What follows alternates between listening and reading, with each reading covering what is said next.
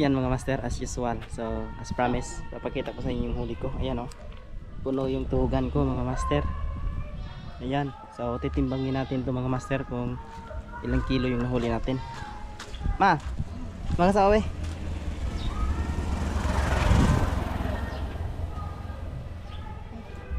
Hala.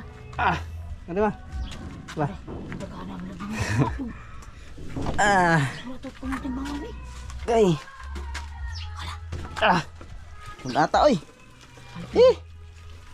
So ayan mga master, titimbangin na namin yung nahuli kong ano, mga isda. Tagay. Kung ilang kilo. Hala, pito. Uy! Ayan oh. Ayan mga master.